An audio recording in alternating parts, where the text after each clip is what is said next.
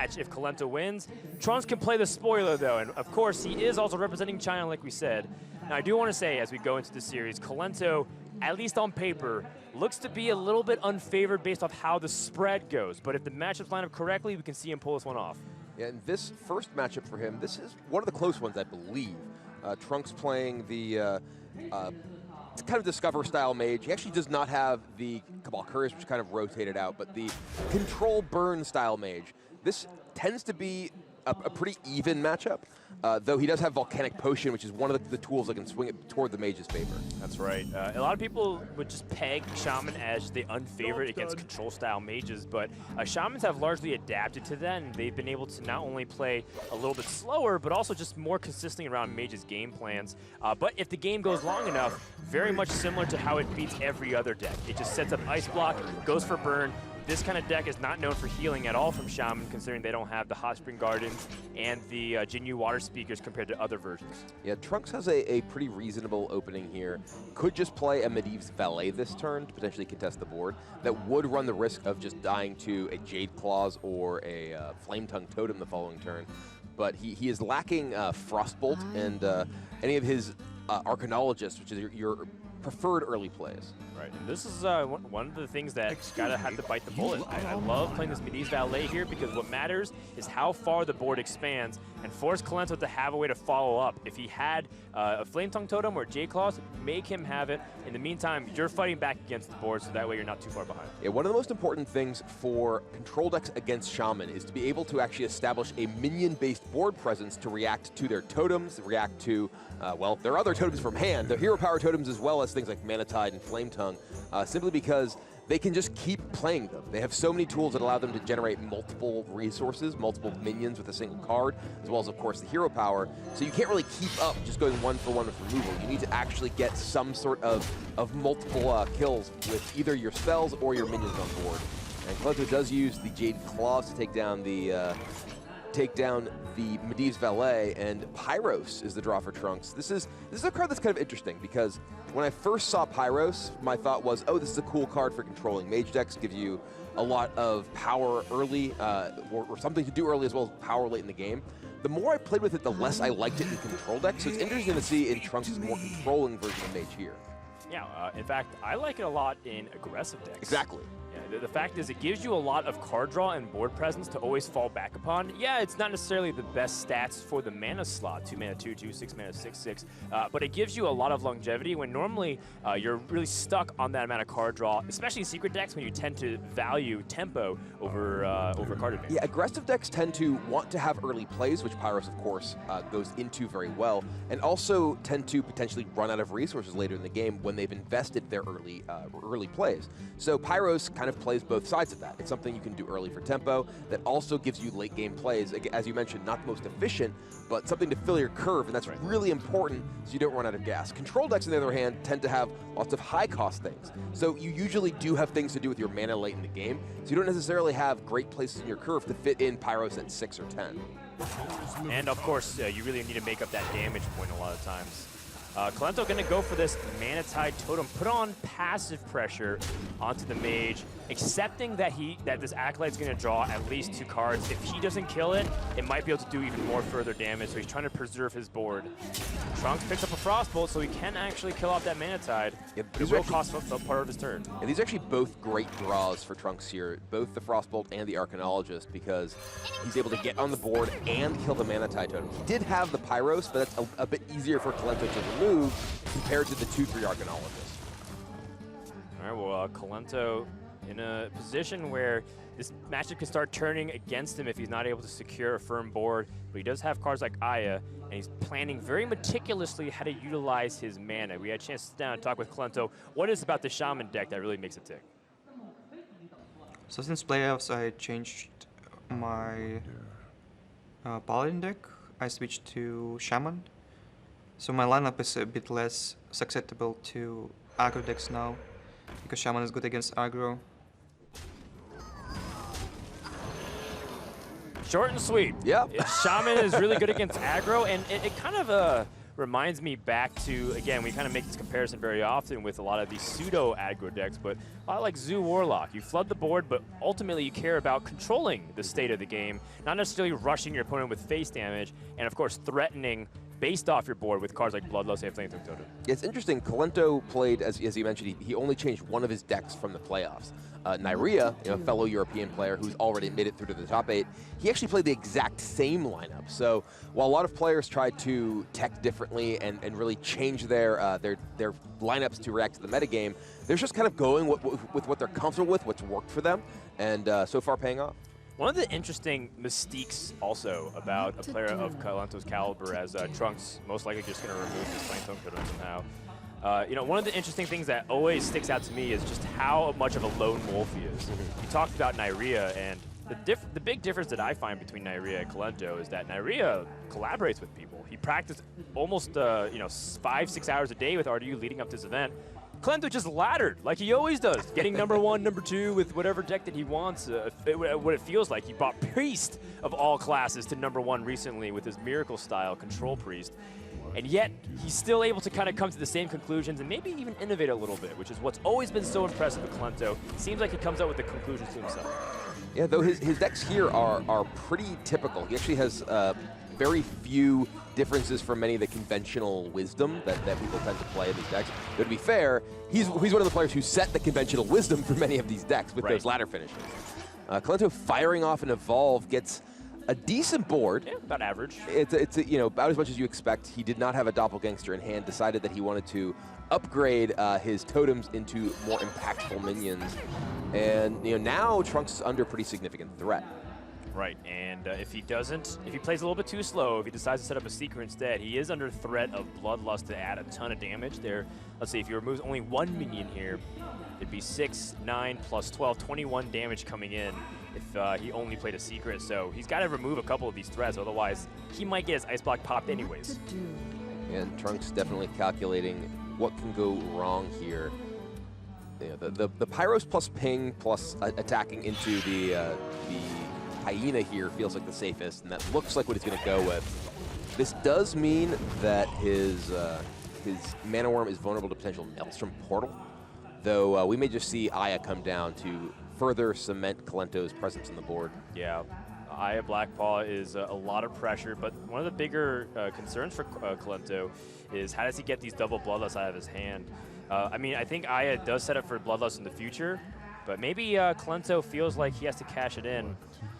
And also, if he plays Aya, he's also facing a fairly wide board that can just go even. It's true. He could just use his hero power here. If he does get spell power, it's incredible. He actually gets to clear off 2 things with Maelstrom Portal. But even if he doesn't, he's able to generate 2 additional minions, clear off one of the minions on the opposing side of the board, get some damage in, and potentially set up a Bloodlust more effectively. Yeah, if he was on 7 mana, I would like that, because you could hero power first and then evaluate, and then maybe go for Bloodlust, because Bloodlust right now is what? 8 plus 9, so 17 damage? Yeah, Bloodlust alone is actually extremely threatening. He can get his opponent down to just 2 life. That's really close. That's really, really close. He does have 1 Jade Claws and 2 Jade Lightnings remaining. He's actually going to go for a little bit of slower play. All right. Oh, wow. Oh, okay. Never mind. Doesn't actually get the benefit of the Light Warden and the Healing Totem synergy. Trying to be very Flame slow. Strike, the draw for Trunks, though. Wow. Big time draw here. I mean, Trunks doesn't necessarily have to Flame Strike here. He could use Fireland's Portal and attack with the Pyros to clear off the 2 minions that look like legitimate threats right here, and I think that's what he's going to do, because Flame Strike is a good insurance policy. Well, now he's the one of the Doppelgangster, now what he's looking for off that Fireland Portal. Wow. That is big. That means Kolento can kind of play this Aya and not fear of just getting easy value trades. Another Doppelgangster. Well, actually, not another one, excuse me. Trunks got his first Doppelgangster of the game. Kolento thinking about maybe going wide again, but how does he do it? Does he play Aya or does he play Doppelgangster plus hero power? It's interesting because the Doppelgangster is vulnerable to the single copy of Volcanic Potion that's in Trunks' deck. Right. It's also more vulnerable to potentially the Flame Strike as well. Whereas Aya would at least leave a body after the fact, but he does get to go wider with double Bloodlust in his hand if he does play the Doppelgangster. gets to go wider, but he gets punished harder based off of the Flame Strike. Although, this is where having a weak minion kind of comes into play here. Trunks doesn't get to leverage too much damage. Mana Worm ends up fitting the mana curve perfectly for that Flame Strike. Yeah, and this is, despite the doppelgangers coming off of the Firelands portal, looking like it may be turning Trunks' way. He has a firm control over this board, and Aya is potentially just answered by Polymorph. Kolento with those 2 Bloodlust is kind of rotting in his hand. I mean, maybe he needed to be a little bit more aggressive with them. Maybe he needed to use them earlier when he could have attacked Trunks down to just 2 life. I mean, he was hedging. If Trunks had that Volcanic Potion, he'd lose his own board, and he'd be able to set up Aya into a weaker state. But Trunks had the Flame Strike, and now is looking really pretty. He doesn't even necessarily need to even play very fast. He can take it a little bit slower here. With that Valet draw, he can actually play Ice Block plus Polymorph plus Valet this turn, remove everything from Kolento's side of the board. It's hard-pressed to find a better play than that. Trunks definitely worth giving some mental thought to maybe some other plays, but I really like the Polymorph and Valet play here. And Kolento is holding double Bloodlust. Doesn't look like he has a way to get out of the situation, though, even though he puts his opponent to 12 health. And this is one of the risks of this Shaman deck. When you do end up with those Bloodlust draws and you cannot establish a board, they can just rot in your hand. And specifically against Mage, it's so important that you have the resilient minions that can give you something to stick on the board against that removal. Yeah, what a different game it maybe could have been if Kolento got one of that Bloodlust in. Remember, he had 17 damage up against opponent's health. Would have put him into the low single digits, and maybe he would have been on a J-Claw, a Jade Lightning to pop and win the game. Now it's dramatically different. Kolento has to win back against a Pyros that's growing in strength and a Firelands portal. Unless this Firelands portal lands into Bomb Squad, I don't feel like Kolento can ever win back the board and get back into the damage game. Lift for Trunks, more options. Ooh, a Pyroblast. Wait a second. That can end the game real quick. Does that set up for lethal next turn? I believe it does. I believe he can Pyroblast now.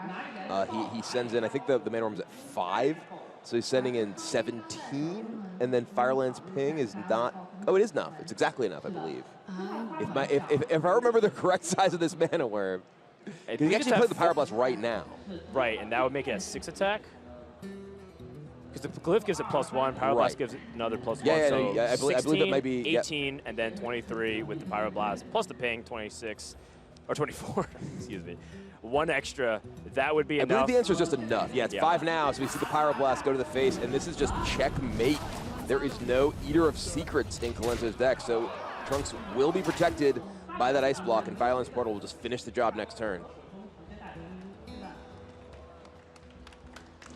Yeah, I'm looking for any other way here, and Kolento is cornered completely. And this was a big match to win for Trunks because I think that the Mage deck had potential to be a weak point for Trunks, but we'll see. Kolento's going to just go ahead and do his due diligence to see if it actually is Ice Block. If it's not, then maybe he has a chance to win here. But Firelands Portal should be more than enough here for Trunks. And, you know, taking a look at how everything shaped up, do we recall what was the ban? Because I thought Shaman would be banned from Kolento, but he banned a different deck. I don't actually recall exactly. We came into this pretty quickly, and I missed the ban screen, but Trunks will take game number 1, and we'll have a chance to look at that. All right, well, Trunks one step closer to defending China's homeland soil as the fans are a little bit conflicted. As maybe you're a little bit wondering why Kolento is so popular in China is largely due to the legend of Kolento. He invented a lot, or he popularized a lot of decks that became quite the staple in early Hearthstone's history, such as the Miracle Rogue. People really enjoyed that popular version of Rogue's deck. And ever since then, he's been able to perform well on China's soil. You saw also that Kolento won a Gold Series Pro tournament earlier this year in 2017, so he is rolling. And we'll see if his confidence can be followed up with results, as Kolento is feeling really good. We got a chance to visit Kolento at home and get a glimpse of his rise to the top of Hearthstone.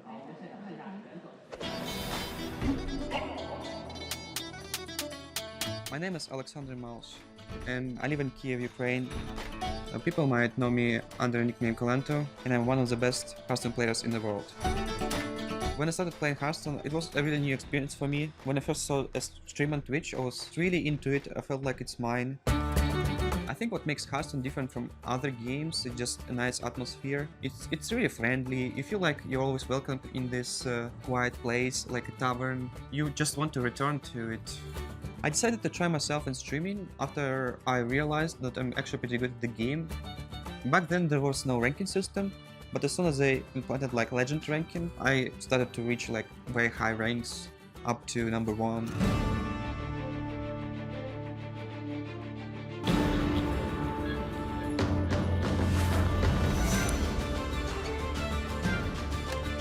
I've been streaming for about 4 years already. So I normally like go to the computer club. It's a nice like culture thing to do for Ukrainian gamers, just to gather in clubs sometimes and play with friends. It was very popular back then when internet wasn't so well developed. I still feel this spirit exists. I don't think about my future too much. I just live in the moment, doing streaming, traveling, tournaments. I can't complain.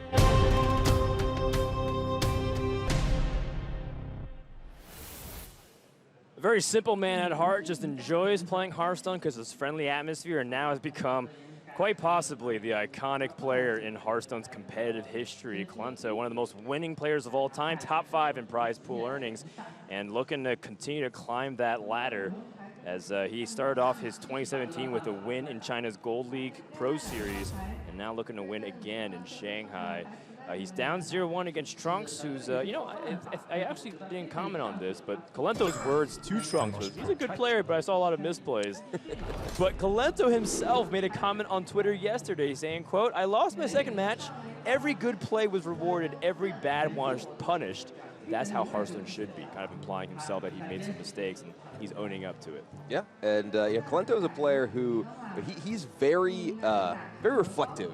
You know, he is not quick with words, but he will definitely sit and think about exactly what he wants to say, what he means, and it's very deliberate in his plays as well. And this may be a very deliberate match coming up, as it is Quest Warrior for Kolento against the Jade Druid from Trunks. This is a tough one for Kolento to win. It's going to be tough, especially in a draw where Trunks has kind of the trifecta. He's got card draw, he's got ramp, and he's also got Eye of Black Paw, so he's able to put a lot of pressure on. And that spells disaster. But if there's one person that I can trust to play Taunt Warrior against very polarized matchups like Jade Druid, it is Kolento, who's piloted this very version of the deck to #1 legend on both servers just a couple months back. Yeah, and his draw was very strong. The double Stonehill Defender in his opening hand, we saw him just keep his entire hand. That enables him to potentially ramp his quest up fast enough that perhaps he can get it online prior to Trunks being able to get his Jades large enough to survive. Yeah, sure. That's 5 out of the 7 he needs right there. And Trunks doesn't hit any of the very important cards like Jade Blossom and Wild Growth to start things off. So not exactly the perfect of starts here for Trunks, but still pretty good.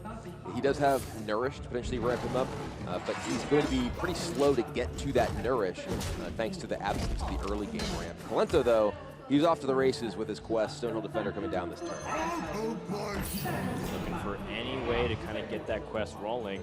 And now starts the important questions. Do you value the cheaper taunts to get the quest done faster, or do you value perhaps even curving out better with things like Sunwalker? Yeah, I like Sunwalker here, I think, because you have Defender next turn into Ally Armorsmith the following turn. Tarlord is the biggest of the things, which can be relevant in some instances, but because you have a full curve draw here, if you do just take the Sunwalker, you can actually pressure. Looks like Kolento wants to take the Tarlord just to defend it. The Tarlord can defend you against larger minions. It's one of the things that taking the biggest taunt here can potentially do. Really interesting. The 11 health certainly looks very flashy, and the Chinese casters were also very surprised. And the Chinese cast is also filled with a lot of players who've done very well in tournaments. So definitely looking forward to see what Kolento thinks. He probably thought it was an obvious choice. After all, Kolento has been a record in saying, for him, Hearthstone's pretty easy. I think there should be a bunch more people who are on a top level at Hearthstone, really, because I don't see how the game is so difficult for people. You just have to be smart at it. I can even play it with my leg, probably. You just have to be smart at it. It's not so difficult. Kibler, that's kind of like saying to get a lot of dates. You just got to be attractive. Yeah. I think just it's be smart. just so simple. Just be intelligent. Why can't you do it? Rhetorical. It doesn't I'm not talking understand. to you. I don't understand. Why can't you just be smart? Oh, Kolento. It's not as easy for everyone. It's not. If it was that easy, everyone would do it. And I mean, Kolento's proven very much so that it may come natural to him, but not so much for everyone else. Kolento does have that curve, by the way. Picks up the Ornery Direhorn, so he's going to be able to go from 5 to 8. Nice and dandy. Just needs one more taunt to get to that. Trunks, in the meantime, finally on a play action. He wasn't really doing much. And I love this play to ramp for crystals because his hand was heavy. Yeah, generally speaking, you can use your nourish for ramp, A, if you don't have other forms of ramp, and B, when you have gadgets and auctioneer. You have the backup ability to draw your cards with auctioneer, especially when you know the game is going to go a bit longer. And Kolento's game plan has now just been laid out in front of him. He's got Ornery Diehard, Tarlord, Primordial Drakes. That should spell the 7 that he needs. Does he have enough time? That is a lot of mana to be spending. It's 29 mana over the course of 4 turns. And Trunks is now starting to ramp. His Jades finally get online. His Jades are still really small, though. These are the first Jades he summoned this game, and they're actually going to be cleaned up pretty well just by Kolento's board. And a Battle Rage picked up. That could be more cards for Kolento, though. It could be, could be a difficult decision here because it does prevent him from curving out with his taunts here and completing the quest on curve. Right, and there's not that many cards in Kolento's deck that can get him close to the quest. If he would Battle Rage, he has to hit his Tar Creepers and the Bloodhoof Braves. But, that's, 4 out of the 21. So you do draw a handful of cards, but you want to make sure that you hit a taunt this turn because it's even more important to complete the quest now that the Jades are small. The longer you stall, the more you're giving them a chance to ramp up the Jades to nullify the effect of the quest. Kolento does have the opportunity to just attack the Stonehill Defender that's undamaged into the 1/1, the Alley Armorsmith into the 2/2. It looks like what he's going to do because he also still has Slam. So if he doesn't pick something up here that is really great, he just has Slam, attack my other Stonehill in, and yeah, he's going to end up clearing things off. And Trunks is left with just a 3/3 Jade, while Kolento actually has a pretty big board. Right, and this is a big difference of what we saw the last time Brian and I were casting a match. The Taunt Warrior player didn't use Battle Rage and ended up holding it all game against Jade Drew when he really needed to get to that second brawl, which he ended up drawing 1 turn too late. This is like the very small thing and the very crucial fork in the road that often makes or breaks the matchup. Yeah, to be able to generate enough resources to keep up with the card draw of Jade Druid is very difficult, and Battle Rage is an important element of that. Also, of course, the element that Trunks hasn't really gotten his engines online yet. He has been playing a very slow game here. He barely has more mana than Kolento, and that's not how the deck is built to operate. Right, but at the same time, it doesn't necessarily mean that Kolento's going to win. I mean, this just kind of gives him more resources, and realistically, he did stall his turn or his quest for a turn. Didn't pick up any of those Tar Creepers or Bloodhoof Braves, so the time is of the essence. You got to get moving on that quest. It's only 4 out of 7, and he still has to spend ungodly amounts of mana to get 22 mana over the course of 3 turns. Yeah, it's a lot. He's still has quite a ways to go, and Trunks picks up a Jade Spirit. He actually could just double up on Jades here with 2 Jade Spirits, may walk into a Brawl, but to be fair, you need to get the Brawls out at some point anyway. Yeah, you're right. And the more, even if Trunks makes 1 more turn, that's just that much more effective of a Gadget Stand Auctioneer turn. Right. You might be able to pick up, another Jade Idol, or you might be able to pick up an Innervate, and that really supplants your hand to get some card draw and some tempo going. And also, if Kolento's forced to use most of his turn next turn casting Brawl, it makes it more difficult for him to continue to develop more Jades. Or rather, to continue to develop more taunts and giving you more time to develop more Jades. That's what I meant. Yep, I understood what you meant. The Ravaging Ghoul draw for Kolento here gives him a bit more in the way of options. He could potentially Whirlwind Ghoul, Sleep with the Fishes, and clear pretty much everything on Trunk's side of the board. That does use multiple activators, though. Yeah, and I think he would like to try and get that Sleep with the Fishes value, too, with the Primordial Drakes, but he's 2 mana away, so how does he kind of budget these resources? Because this this turn, if you're not going to use some kind of AoE clear, you're just stuck playing either Primordial Drake or Ornery Direhorn. That seems really weak. Well, crucially, Trunks is at the point where his next Jade is 6/6. So the Primordial Drake plus Sleep with the Fishes ends up being much less effective as the game goes on. So I wouldn't be surprised to see him use one of those this turn to clear things off.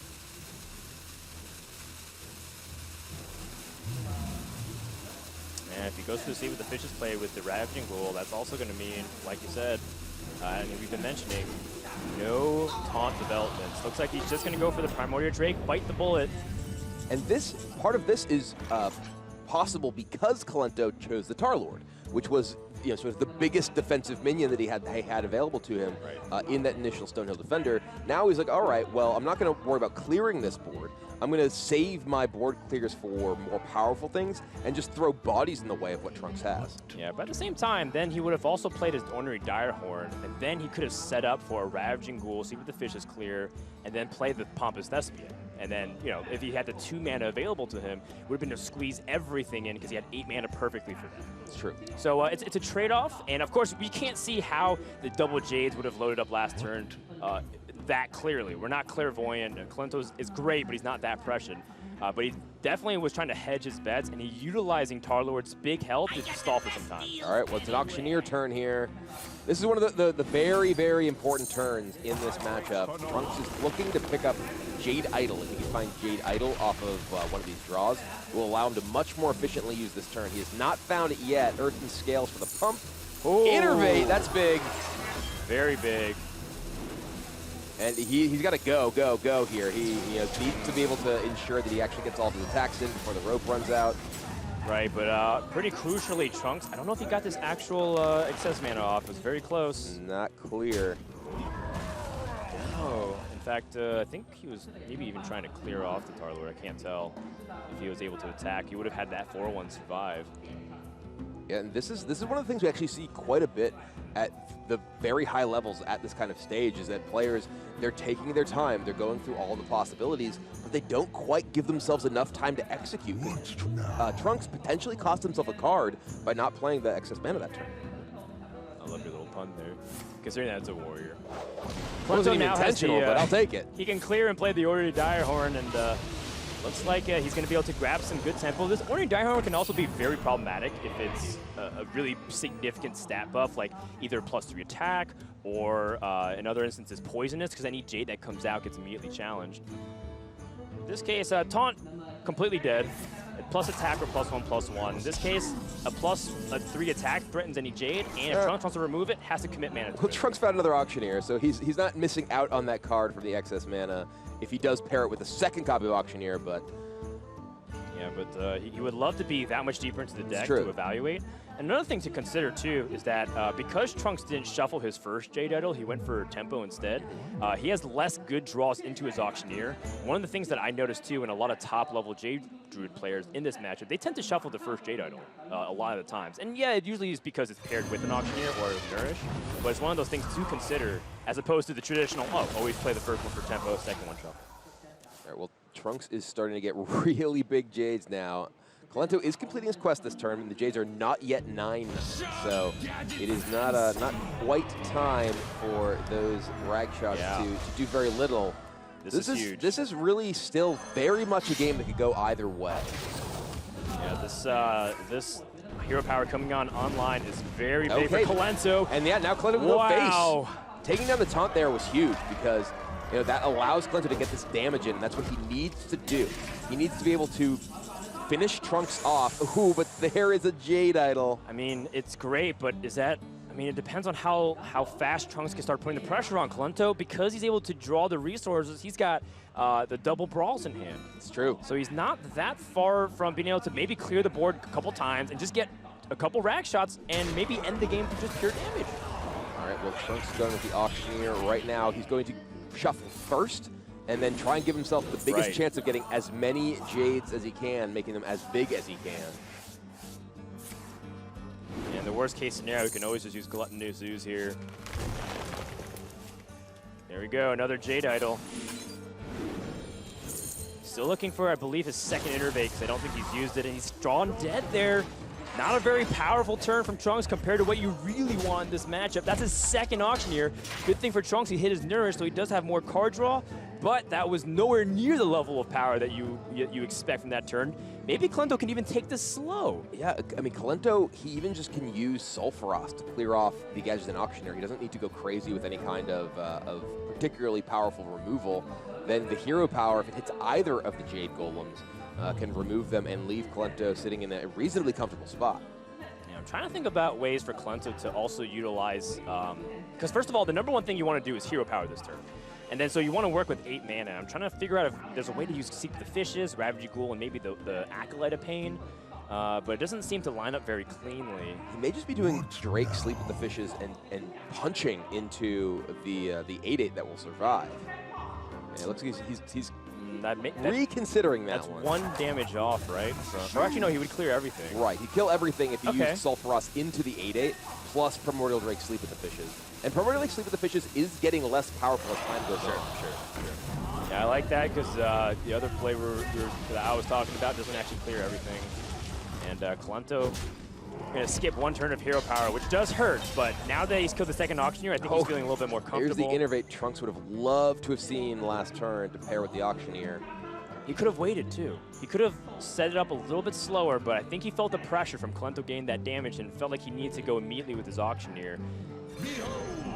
Now instead, he has to kind of play a makeshift Auctioneer turn. Nourish for the crystals and the cards. He's really hoping to pick up a Jade Idol here. Did not. Wow. He did not find Jade Idol, so that means that he is in a pretty awkward spot now. He just his Jade play is Jade Blossom. Yeah. That's it. I'm actually pretty surprised that he committed the Fandral here and Nourish, because now he is forcing himself to find the Jade Idol off of this in order to keep things going. All right, there's the Jade Idol. Yeah, but then again, now he's out of card draw. It's true. He's going to be on 1 card a turn at this point. Both Nourishes are gone. Both Auctioneers are gone. So there's really the possibility that he actually just runs out of the ability to have explosive turns, and Kolento grinds him out. Yeah, I am not a fan of the resource budgeting of Trunks here. He's kind of stranded half his hand of the Innervates and the Earthen Scales to be half as powerful as it would be, or even more. Now Kolento has the ability to Ravaging Ghoul, kind of clear off the Fandral, take this 50-50 where I think he's either okay hitting the face, ideally clearing the Jade Golem, and draw a card. Yeah. Kolento's really in the driver's seat at this point.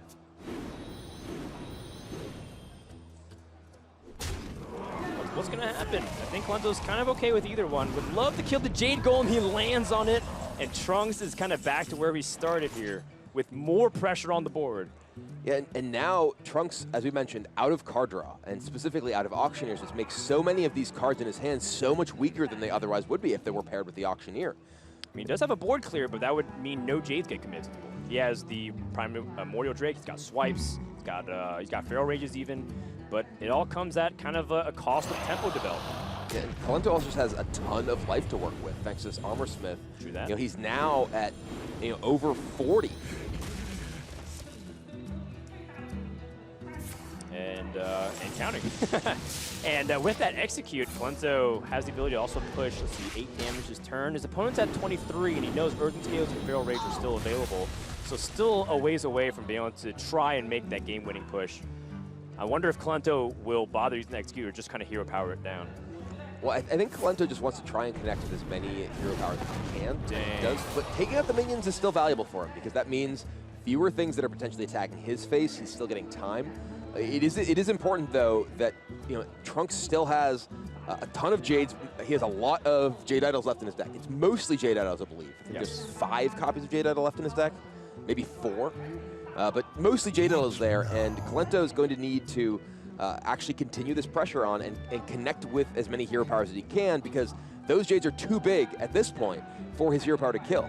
Yeah, and he's trying to count damage too, and I think he's also trying to count things like Earthen Scales, because I believe he's seen 1, so he's now trying to account for the rest of how much life he can put, and that's what's really important in this matchup, putting your opponent on the clock.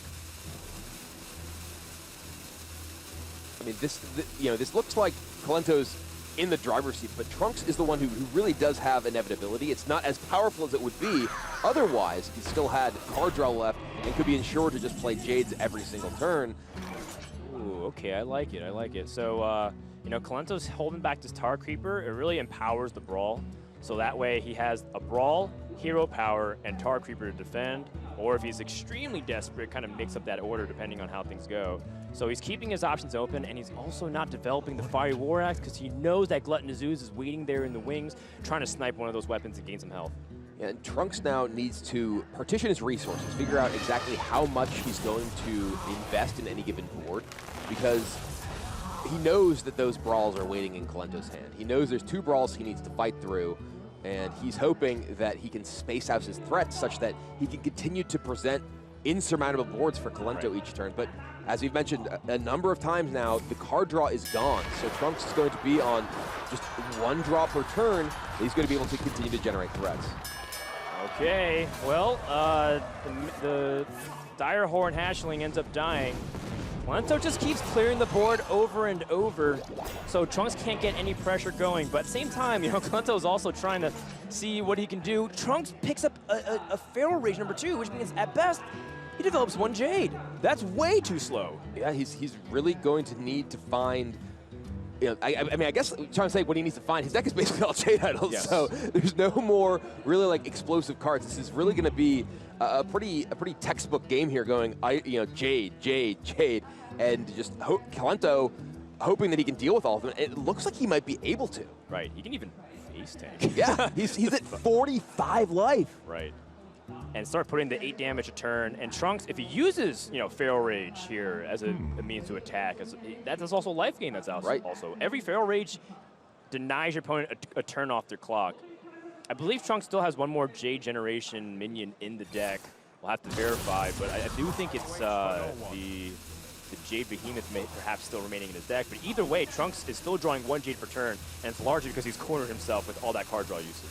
Yeah, I feel like Trunks may have slightly mismanaged his card draw this game. I feel like he kind of got a little bit desperate after Kolento completed the quest and didn't leave himself with the explosive endgame potential that is so crucial to winning this matchup. The wheels are coming off Kibler. He exposed himself completely to an Execute here and played the Ooze, which lines up perfectly into Fiery War Axe and the Execute and a Hero Power setup. Kolento trying to hesitate. He doesn't want to rush too much into the decision, but it looks pretty clean to me. Yeah, he has the ability to just get everything off this board, Hero Power the face. And you know, now Trunks, he's again going to be one minion a turn coming through. Okay, looks like Kolento really values the fact that this Tar Creeper is more than just the 1 damage to face. It's also the fact that it protects him from, what, 15 damage from the next Jade? Yeah. So it's kind of like 15 life gain. I feel like we've seen this before. Jade Idol. Yeah. This time, 13-13. Also, one thing really important to note is that Trunks at one point also has to shuffle a Jade Idol into his deck. So that's another turn of skipping in this matchup, which is going to be a huge pivotal moment for Kolento to press in for damage, and why he needs to try to hold on to things like Execute as long as he can, if he can. Doesn't seem like so, but he can follow up this with more development and start pressuring, and he still has that Brawl to back him up here. Oh man, this one's going to come down the wire, but I don't know, it's looking better for Kolento with each passing turn. And now I think Trunks needs to evaluate, okay, how many Jade Idols are left in my deck? Right. And I believe the answer is 2, I think. I haven't been keeping perfect track. But I believe he can just cast this one and make a 14-14 here. What's the highest count you've ever seen Jade go in a game, Kibler? Me personally, I think 18. That I was involved in. I've seen screenshots of 30. Yeah, of course. But in a high-level competitive game, I would say around that, too. I haven't really seen it get into the 20s before. It gets new art at 20, I think, usually right? it gets to be able to send off to the military, and that's about it. Around 17, 18, and then we're good to go. Well, 14 is the number here. Yeah, this is when typically Jade Golems get very hormonal. Kind of hard to control. Give you some attitude back. And Kolento now can't really do much in the fact that Jades are receiving damage. A little awkward. Also, one thing too is I think Trunks has been holding onto these Feral Rages because he's not sure if he needs it for life or he needs it for damage to remove the board. Kind of holding on to it just in case. These Jades are just getting bigger and bigger. Wrath is interesting proposition. I guess you can just cycle that to get your Jade. It's interesting though because does Trunks want to develop an additional Jade in this board and potentially get brawled and then need to reshuffle and take a turn off? Right. And then meanwhile Kolento gets 2 hero powers in. I believe his deck is just 2 Jade Idols at this point. Right. And then Kolento, what does he have left in the deck? We've seen pretty much everything. I think he has the Curator still left, and he has the Direhorn Matriarch. Oh, there's the Yogg for Trunks. I totally forgot Yogg was involved in that deck. Oh, God. And yogg-saron is very dangerous in this position because you can overdraw like crazy and take way too much damage from fatigue. That's actually very important because it means he only has the 1 Jade left, which means that he needs to shuffle with his next Jade item. That's right.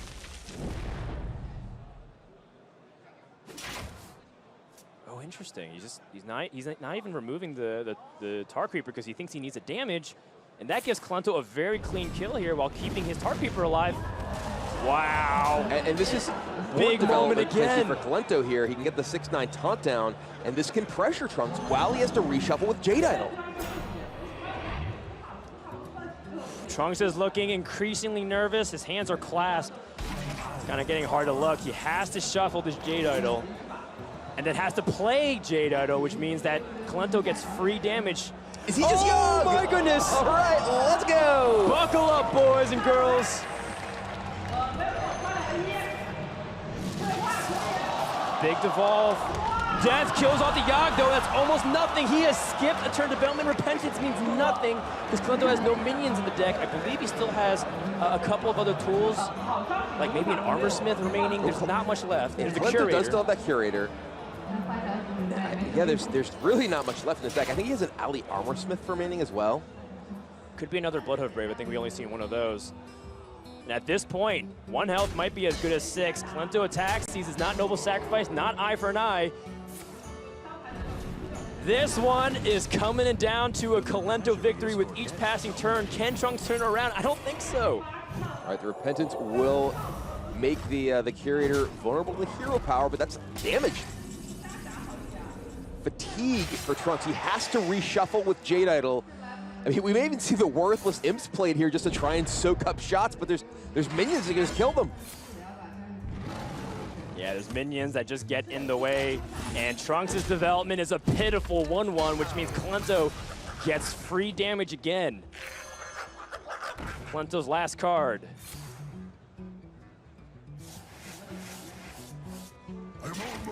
Second to last card is a Bloodhoof Brave.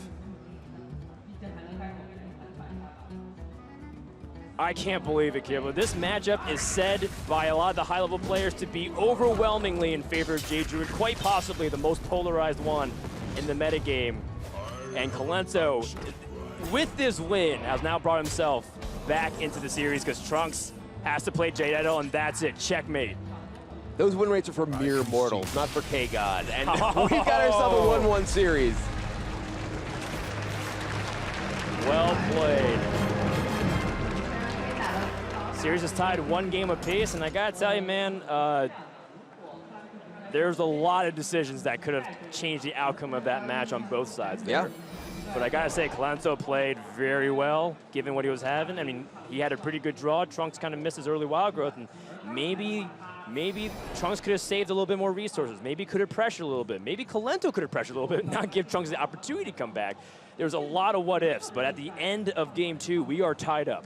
Yeah, and if you're in the seat of Trunks here, that's got to be a crushing defeat. Not only do you win, or rather lose, a matchup that you expect to win, but you do so in front of this crowd as the only remaining Chinese representative in this entire tournament. And with that Warrior win, I think Warrior was the weakest deck in Kolento's lineup by far. It's bad against the paladin that puts a lot of pressure on and has, you know, the getaway goes with Stone Hill Defenders and all that jazz with Murloc pressure. Quest Rogue, we've seen it already multiple times pressure that Taunt Warrior out of the game. Jade Druid, this is 3 out of the 4 decks, and of course the Bird Mage, which is even at best with that matchup. That could have been the point of weakness for Kolento, but now he has escaped the jaws of death with this warrior. What's going to happen in the Jade Druid mirror? And Kolento keeps his entire hand. Well, that's what's going to happen. He recognizes. Jade Blossom into Aya. What were we talking about? The 2 highest win rate cards in this deck by a significant margin are Jade Blossom and Aya Black. All right, well, Trunks has a very strong hand himself, though. He has the Jade Idol turn 1 into Wild Growth. He has his own Aya Blackpaw. That's actually the one really interesting card in Kolento's version of Jade Druid, which is the Mind Control deck. Picks up an Innervate. This can actually accelerate his pace here. He's going to Innervate Jade Blossom this turn, allowing him to Jade Blossom and just play Aya. That looks really good to me. By the time Aya comes out, you have a 6/6. Sorry, 6/6. a 3/3. That's interesting math. A 6. What is this? Apologies there. It's a 3/3, and with a 6-mana minion, also putting out a 5/3 body, so a ton of stats. No idea what I was thinking there. And Trunks, he does have his own ramp, but Kolento is getting the best of both worlds, Jades and ramp. Yeah, and you know, Trunks does pick up the second Jade Idol, though. Not something you necessarily want to be playing early on, though. One thing that is crucial in matchups between Jade decks and with competent Jade pilots, sometimes you do just play your Jade Idol. Sometimes you do just play the second copy of Jade Idol, not shuffling, just to accelerate your Jades. Not something Trunks is going to be looking to at this point, but very important to keep in mind that's not a hard and fast rule. Yeah, usually one of 2 scenarios happens. It's either both those players ended up playing a war of attrition and you're trying to maximize each Jade card possible, or you play a game of value where one person gets really far behind and then you can just kind of out-resource them, even be very inefficient because you have technically infinite Jade Idols, so you can even 1 for 2 yourself as long as you drain them of resources and they don't hit any of their card draw. All right, now Trunks has a pretty weak turn here. The Wrath plus hero power can allow him to clear the board and draw a card, but he's not actually developing anything particularly strong, and he's going to be facing down Aya from Kolento next turn. Yeah, and I mean, with your opponent innervating Jade Blossom into Jade Blossom, you have to be sensing some kind of 6-mana play. I think you got to go for some kind of board presence here. He's wrathing to draw, and he doesn't pick up anything. And now hero powering is about the same as Jade Idol, so he gave Kolento free development. And you know, don't be misled to believe that just because there's like a small 2/2 on the board, it means nothing. That small damage does end up being a lot of difference makers for Swipe being good trades, where Jade Behemoth gets just in the way enough for your opponent to not have a good value trade. Trunks could answer with his own Aya, but his Jades are smaller than Kolento's at this point. His Jade's only 2/2. So at his opponent's Jade, Kolento's Jade can trade into Aya, and then actually that doesn't work out for him at all. What am I talking about?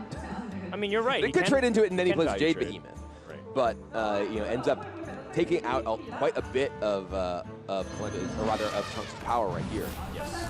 And I mean, the Eye can just go face and start putting pressure. This is 12 damage on the board. Oh my goodness. Dear. Without that Innervate, Trunks was looking like he was in hot water, but now maybe the playing field would change a little bit here. He even has an Earthen Scale to allow him to at least get the trade this turn too into the Behemoth here. So with Earthen Scales, gets a 4/4 Jade, allows him to punch through, develop a bit of a board himself, and generate some resources. Kolento's actually a little bit low on resources. Okay, Wrath does allow him to full board clear without having to commit his minions into it.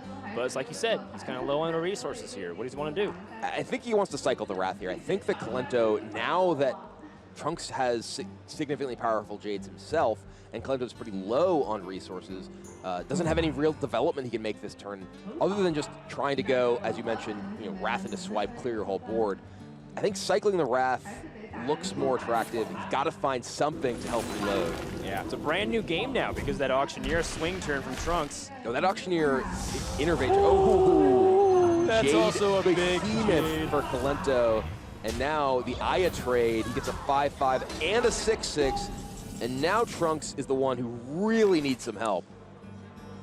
And all these cards They are useful in situations, but not necessarily the best in this one. Trunk's best Jade play is a Jade Spirit, but that leaves him with only 3 mana, allowing him to either kill the Jade Behemoth or develop his own pitiful 3/3 minion right now. He can play the Earthen Scales and swipe here to at least clear the 4/4 and the 3/6, but that's not a winning play, really. It's putting you just kind of staying alive, afloat over what your opponent's got in play. I think you got to play a Jade of some sort to kind of stall for time. And what this ends up doing is playing directly into Kolento's hand. You know, he's able to go for a swipe now. A little bit inefficient, but still able to clear off 2 minions, and then be able to push for damage. 10, 15, 19, 20 damage right now. Oh His my own goodness! Auctioneer. I mean, one good Auctioneer turn deserves another, and Kolento's now able to strike back to what Trunks did to him a couple turns back. And if he picks up another Innervate, he could even get that full clear and draw a bunch of cards. Oh, he's definitely going to swipe here.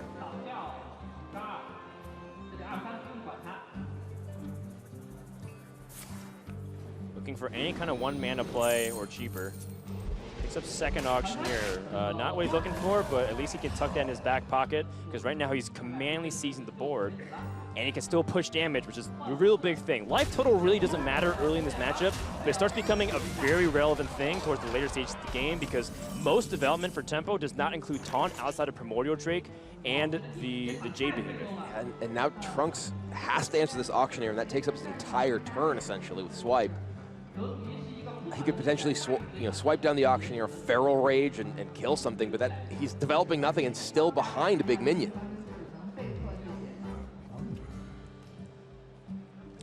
I'm trying to think about some next level plays of like trying to Wild Growth Nada set up for potential draws off the top of his deck, but we know that Trunks already has used like his Innervates, and he already used both of his Jade Idols, so he doesn't even have the ability to fall back on value.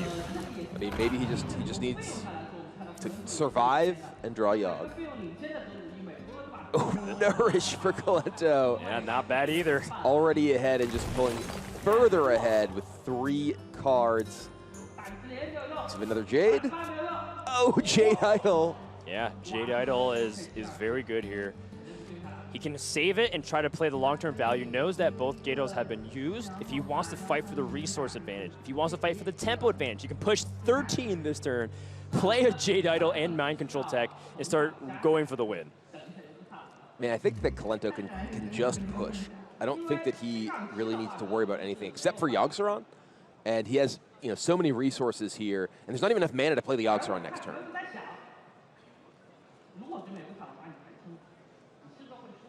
So what's the worst case scenario if you just push for tempo here?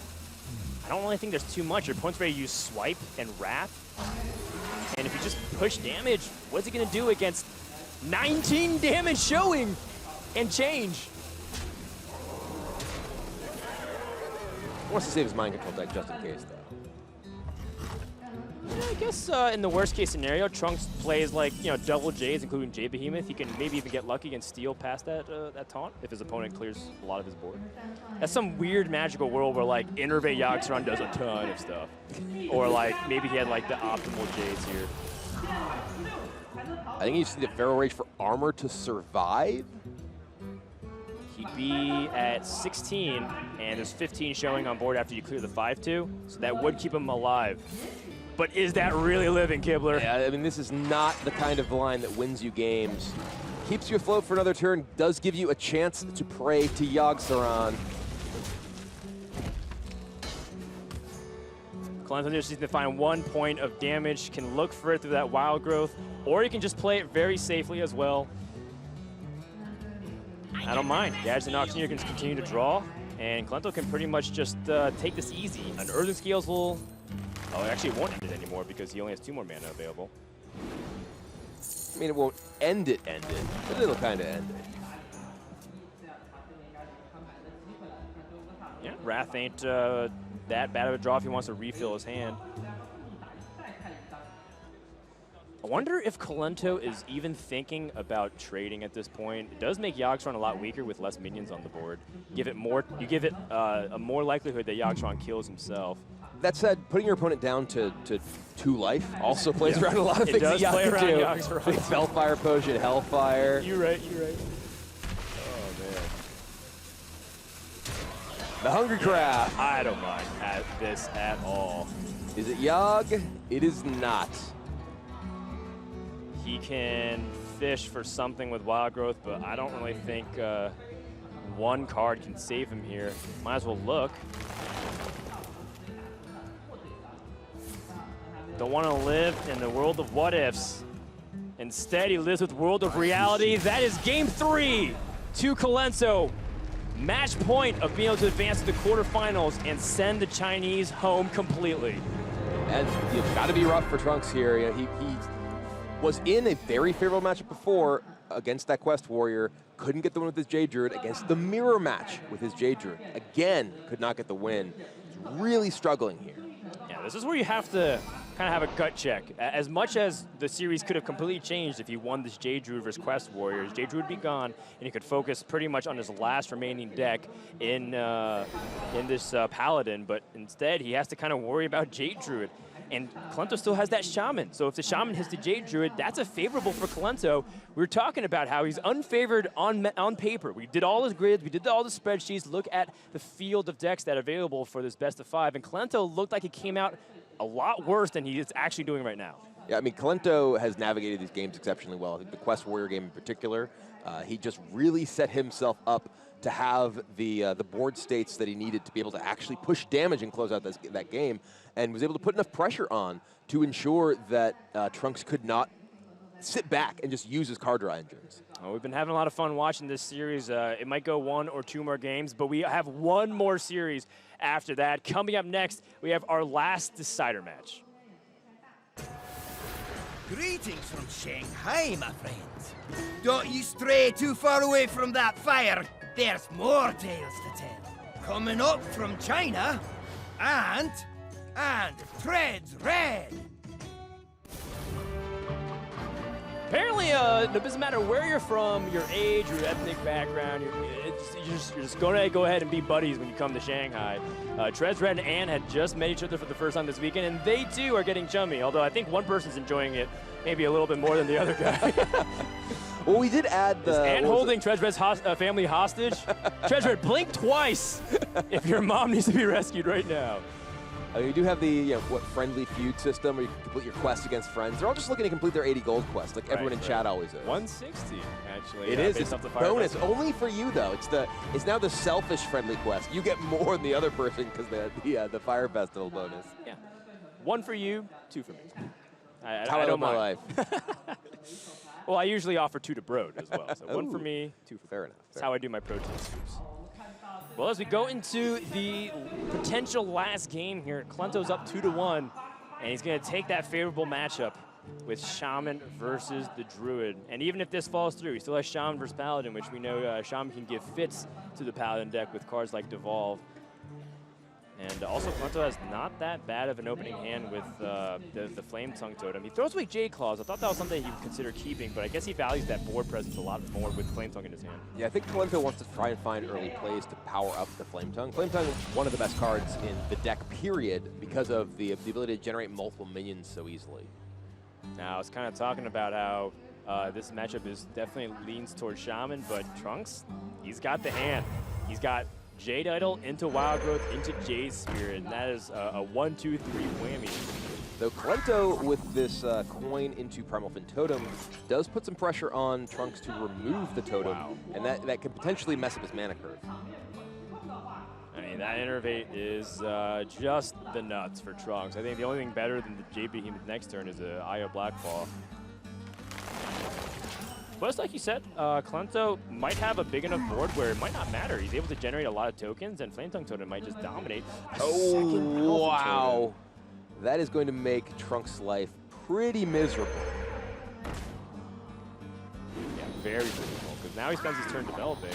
A little bit awkward in the positioning. It is, because it makes your Flame Tongue Totem much less effective at actually being able to get you multiple attackers into something like a Jade Behemoth. So this does set up a defender for Trunks. It's much more difficult for Kolento to punch through. Yeah, and maybe that means Kolento takes it a little bit slower in Stonehill defenders, but he would be vulnerable to swipe.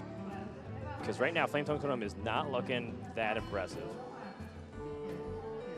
Yeah, Flame Tongue would basically require him to sacrifice one of his totems and then get damage on his other totem as well as both those other minions to actually clear the entire board. That just looks really unappealing. And then if your opponent has Swipe or Wrath, you're essentially left at square one. Yeah, I guess the way I see it is Swipe is devastating either way here. It's true. So I might as well try to play on curve. And Sonos Vendor also logistically blocks a lot of that damage in a very awkward way for the Druid. They can't get, you know, the optimal damage through immediately, have to hero power, and that would make them only use 3 mana left. Interesting. Hero power He's going for the evolve evolve here. All right. I was not expecting What's this. in the box? Okay, kind of a mishmash of stuff, but in the end, kind of gets about the average expected result. Well, one of the key things is that Kolento got all 3 health minions, except for the minion with stealth. So the Jade Druid, or rather the 2/2 Jade Golem here, isn't really able to be effective removing anything this turn. Oh yeah, really good observation there, Kibler. Trunks has an awkward trade now. Doesn't really have anything valuable. If Kolento gets Healing Stream Totem, that Mana Geode can just go to town. And it sets up so good with Flame Tongue Totem and Thing from Below or Jade Claws, and he packaged it really nicely. Really smart setup here from Kolento. I like that. I like that. Yeah. It took me a little bit to get there, but that's why Kolento's up there and I'm over here. I really just want to see a Healing Stream Totem and an actual Mana Geode Crystal come out on stage here. Man, Kolento's greedy. Show it to me. Oh my goodness! What? Oh, I love it. How does he do it? He's rewarded for his gutsies plays twice over, and now that's way better than a Primal Totem if you ask me. Mana Geode is like my favorite card. It's not really my favorite card, but I love it. It's just, it's so beautiful. Just watch. I mean, I was looking at the Thing from Below originally. I think Kolento's considering if he wants to do something else here. Jade Claw or Flame Tongue would remove that Jade Golem and set up a minion for himself. Problem with Flame Tongue is that it's positioned awkwardly, and Jade Claws does make you overloaded. But the nice thing is it doesn't overload you into the Eye of Black Claw. On the Healing Stream Totem here, not only generating that beautiful crystal, let's just give it a moment. Such a cool sound effect too. And it still has damage on it. Yeah, it's gonna heal and make another 2/2 next turn. Well, before he picked up that fan. Oh. I mean, he had the ability to rat it down anyways. Well, the insane thing is that he has to kill the Mana Geode. Like, you can't save this for like a Flame Tongue. You're right. You're absolutely right. Now Kolento has no Doppelgangster. Not going to be paired with the Evolve, but I mean, Kolento's got ways to flood the board one turn before Trunks can go forward the Primordial Drake. Kolento can Flame Tongue into Hero Power into Thing from Below, clear off Fandral with the Healing Stream plus the 1/1 Golem, and just push damage here as well. Oh, don't do that. Keep the Crystal. Save Crystal. Yeah, I think he's doing this to optimize his damage. I thought he was wanting to squeeze into 1/1, the Jade Golem originally to trade into it. Oh, is he budgeting for his board next turn? I'm not entirely sure. Because if he doesn't trade this token in, he plays Thing from Below, he has 5 minions, then he can play Eye of Blackpaw. If he has 6 minions, he can't play Eye of Blackpaw with Jade Golem. Well, either way, he has to trade in 2 minions to kill this. It's just a matter of whether it's Healing Stream plus the Jade Golem or the Crystal. He can use his weapon as well. It's true. Either way, he ends up with an incredibly powerful board state right here. Attack, and then I guess you tuck Thing from Below next to the taunt? It's hard to say, because it present like Feral Rage to be a lot weaker. Okay, he puts it on the far end just in case. Really thought about that position. I'm a little curious as to why he chose to. I guess maybe he wanted to specifically save the Healing Stream Totem to ensure he got the heal on the SI7 agent. He's been keeping track of Jades. It protects him from Primordial Drake. That's actually great. He gets track of the Jades, and it comes down to the Primordial Drake as well. We knew that Trunks couldn't play it because he was on 7 mana, but you know, Kolento's considering for future turns now. And Eye of Blackpaw looks mighty fine here. Guess you have to kind of kill off this 4/4 because no matter how you trade, you're vulnerable to that Primordial Drake, and you want to keep Thing from Below alive. It's only 1 card in Trunks' hand. Can Kolento put Trunks on that Primordial Drake? I think that it's a situation where Primordial Drake is a card that makes a lot of sense to be in his hand because of the fact that how he's actually played the game out. Right. But the Primordial Drake isn't necessarily that bad for you is the thing. Primordial Drake, if you just push all this damage to face, you still end up having an Aya and an SI that can attack into it. Right. And you didn't waste damage on the 4/4, because if he'd killed the 4/4 with his SI plus the totem, he would have ended up missing 4 damage here. And he'd still be in a situation where he has to trade into the Drake anyway with his thing from below. Okay, I can see that. And now that he's seen one Primordial Drake, I mean, maybe he feels a lot more comfortable going wide with Doppelgangster now. Or maybe he's going to take it even slower because he does have Stonehill Defender to make up that mana curve. There's not many powerful taunts 4 mana or below, but can pick up really powerful stuff like Alakir or White Eyes or Earth Elemental to potentially go for a big game-ending push.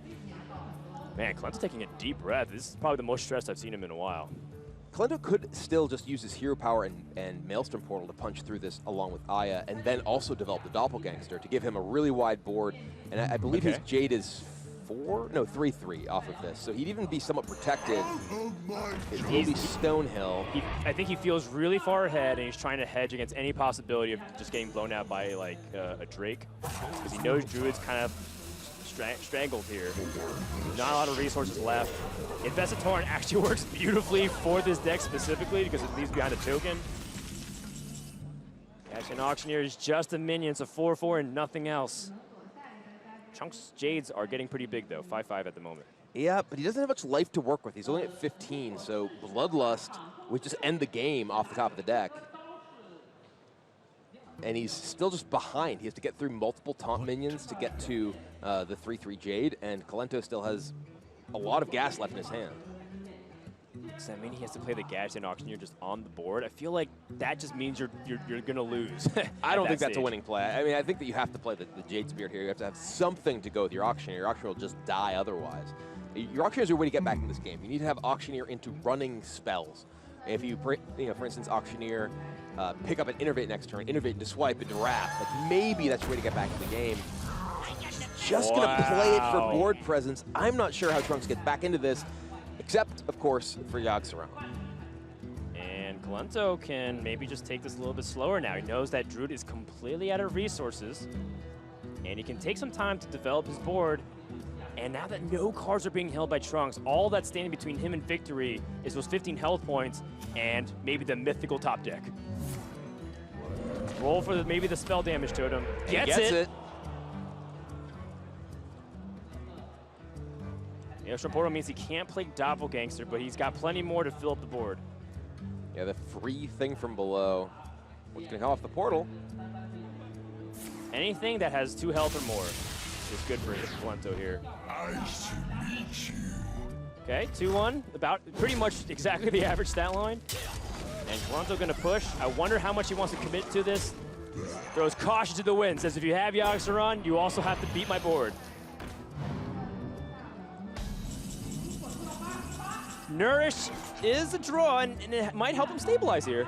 If he nourishes and finds Swipe, is that enough? He can swipe down the Jade Golem, but there's still 4 power. It could buy him some time. Yes, could buy him some time, but he's still vulnerable to a lot of things like Jade Lightning, Bloodlust.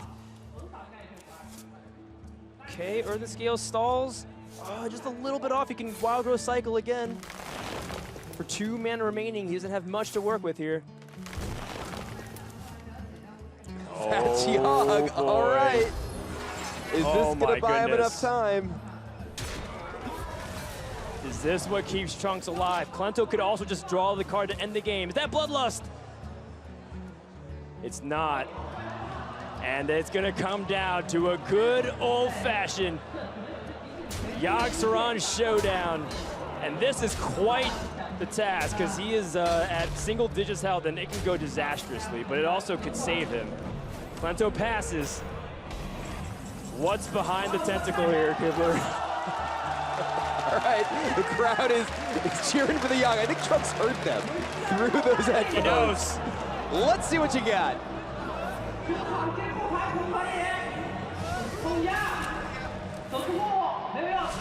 Nothing so far. Whoa!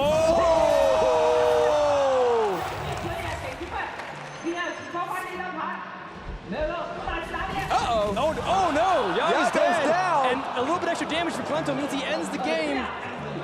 Just Jade Lightning or Bloodlust. But he did a good amount of damage to the board. Yeah, that was I pretty good think job. that's a Bloodlust. And that's a game. Kolento is going to the quarterfinals. China has been defeated. Europe reigns supreme. 2017, nothing has changed. Yeah, and I mean that was just such a masterclass from Kolento in so many of those games. He just was able to put together exactly what he needed to win very difficult matchups and never really gave Trunks a chance to get ahead after that first game. What a roller coaster.